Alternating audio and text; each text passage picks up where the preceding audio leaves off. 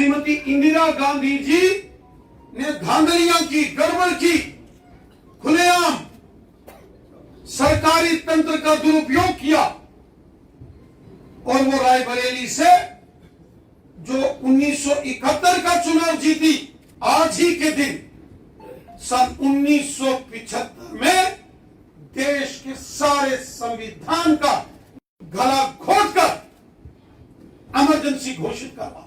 कौन सा external aggression हो गया था कि कांग्रेस पार्टी को और श्रीमती इंदिरा गांधी जी ने देश के संविधान को चूर चूर कर दिया। हमारे देश के आईन को अगर किसी जमात ने लहूलुहान किया वो कांग्रेस पार्टी है और वो ये नेहरू गांधी खानदान है। माफी मांगनी चाहिए श्री राहुल गांधी जी को कि उनकी दादी मां ने देश के साथ धोखा किया था। तो सब खूनी खेल राहुल गांधी जी की जो दादी मां थी, जो कांग्रेस की लीडर थी श्रीमती इंदिरा गांधी, उनके ऑर्डर्स पर भ्रष्ट कर दिया। न्यायालय ने उनका चुनाव अवैध घोषित किया था क्योंकि इंदिरा गांधी ने चुनाव में सरकारी तंत्र का दुरुपयोग किया था। निर्णय से विचलित इंदिरा ने न्यायालय के निर्णय को आपातकाल के खंजर से ध्वस्त किया और न्यायाधीशों को ही अपदस्थ कर दिया। प्रेस, अदालतों, बोलने की आजादी सबको कुचल दिया। गरीबों, दलितों पर अत्याचार किया। अनुच्छेद 352 लागू कर इंदिरा गांधी ने खुद को असाधारण शक्तियों से लैस कर लिया। उनकी तानाशाही के खिलाफ आवाज उठाने वाले सच्चे देशभक्तों जेपी, अटल जी, आडवाणी जी और जेटली जी जैसे वरिष्ठ नेताओं सहित 1,40,000 से अधिक लोगों को बिना किसी मुकदमे और नोटिस के सलाखों के पीछे बंद कर दिया। चुनावों को स्थगित कर दिया। जनता के अधिकारों को छीन लिया।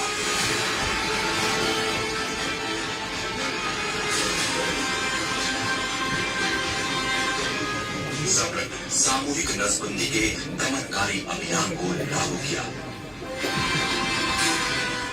सत्ता के लालच में एक परिवार ने रातों रात देश को कारागार में बदल दिया।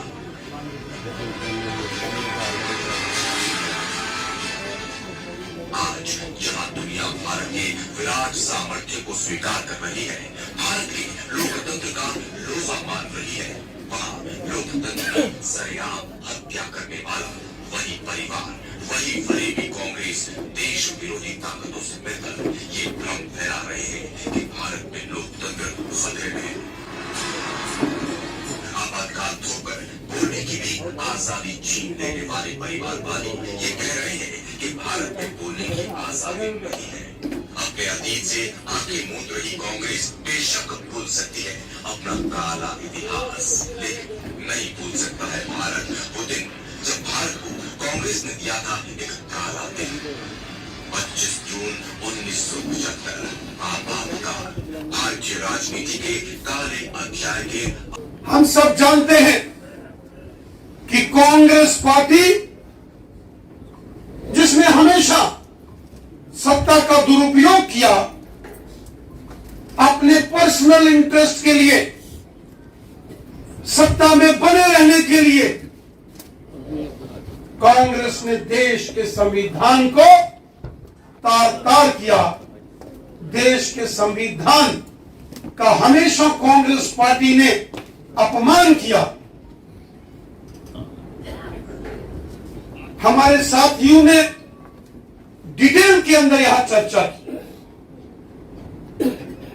हमारा देश डेमोक्रेटिक कंट्री है, लोकतंत्र हमारे देश की रूह है।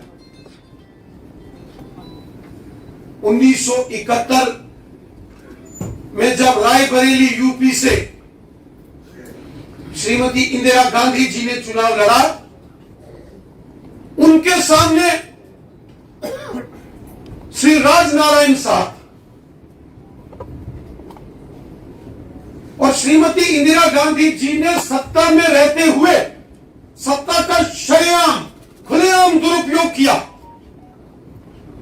श्री राजनारायण जी ने इलाहाबाद हाई कोर्ट के अंदर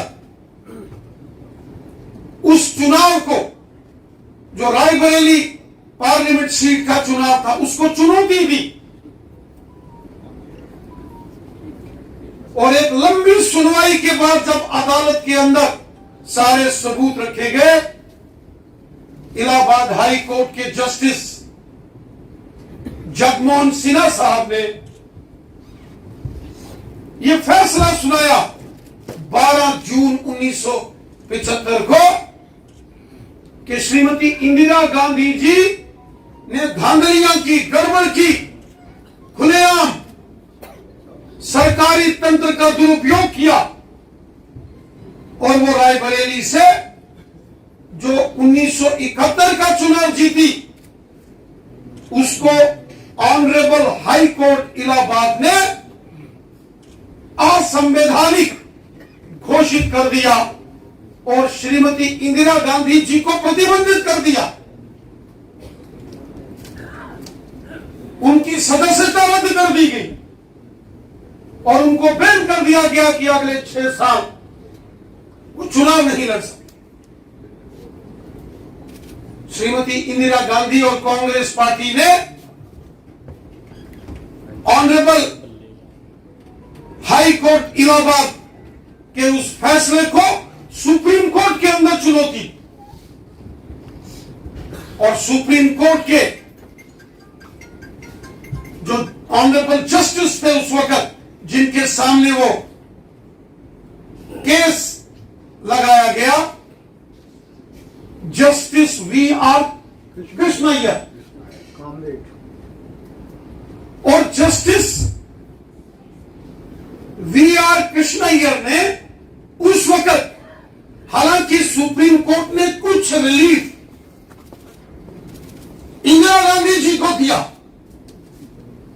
लेकिन श्रीमती इंदिरा गांधी चाहती थी कि पावर के दम पर उस सारे फैसले को पलट दिया जाए। वो हिंदुस्तान के कानून को नहीं मानती, वो अदालतों को नहीं मानती थी। 24 जून को जब इंटरिम रिलीफ 1971 में सुप्रीम कोर्ट के ऑनरेबल जस्टिस वी.आर. कृष्णैयर जी ने इंदिरा गांधी जी को दिया, उनको कहा कि आप सदन की कार्रवाई में हिस्सा ले सकती हैं,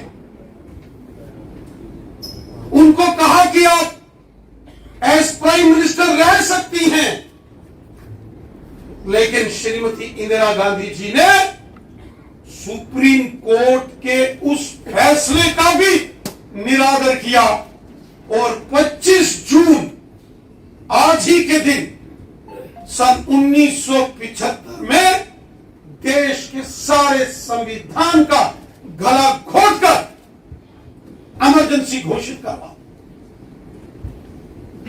इमरजेंसी कब लगती है? हमारे संविधान के अंदर, कॉन्स्टिट्यूशन ऑफ इंडिया के अंदर इमरजेंसी लगाने के प्रोविजंस हैं। वो कौन सी कंडीशन हैं जब स्टेट ऑफ इमरजेंसी डिक्लेयर की जा सकती है?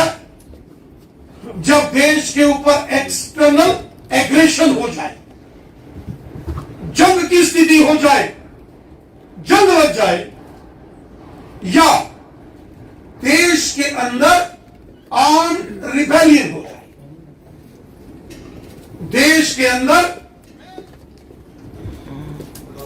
बगावत हो जाए।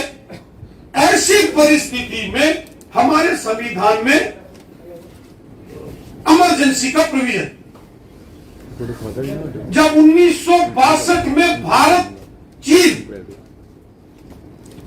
का युद्ध हुआ, उस वक्त इमरजेंसी लाया, युद्ध हुआ, एक्सटर्नल एग्रेशन हुआ। 1971 में भारत पाकिस्तान का दूसरा युद्ध हुआ, पहला भारत चाइना युद्ध हुआ 1962, और 1971 में हमारे संविधान में है एक्सटर्नल एग्रेशन। युद्ध की स्थिति में